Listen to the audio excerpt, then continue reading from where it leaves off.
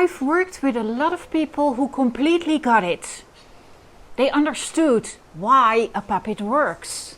They could see it, how it might open up something in the child, how it might create a little more space. And then they got stuck. Not because they didn't want to start, but because they kept waiting until they were ready. Ready for what exactly? Ready for every possible reaction a child might have. Ready for the awkward moment. Ready for it not to work. And that waiting, it never ends, because you can't prepare for everything. You can only think yourself into more reasons not to start. I'm Helen Meurs and I help you reach the child who won't talk, won't look at you, won't participate and won't let you in.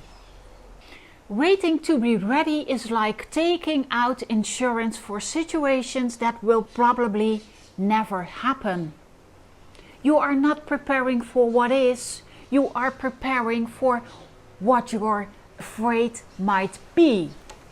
And here's what I know after 30 years. The more you build it up in your head, the more tension you bring into the room.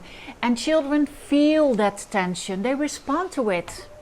Not to your puppet, to your nerves.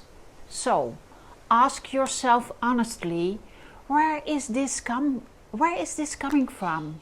Has this actually happened to you?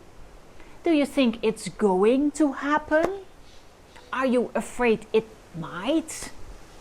Did it happen to someone you know?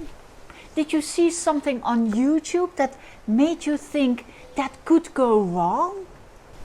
Because there's a big difference between something that happened and something you're imagining. It only goes wrong when you expect yourself to get it right immediately. And I can say with certainty, children don't expect that from you. So let me offer you a different frame. Instead of, I'm going to use a puppet with this child, try, I'm going to introduce my puppet to this child. That's it.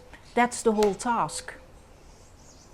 Now, what happens during an introduction? Think about the last time you met someone new in a place you didn't know. You looked around first.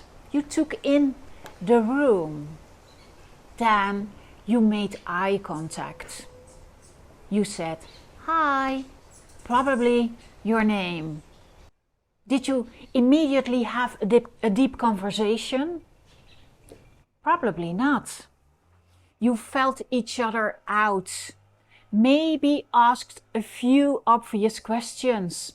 Age, where they live, if you had anything in common. You might have said something about yourself or waited to be asked. That's an introduction, that's all it is. Not a conversation, not an activity, not a heavy topic, just a first hello. So if you're finding it hard to start, write this on your mirror. She is going to meet some children. Say hello and introduce herself.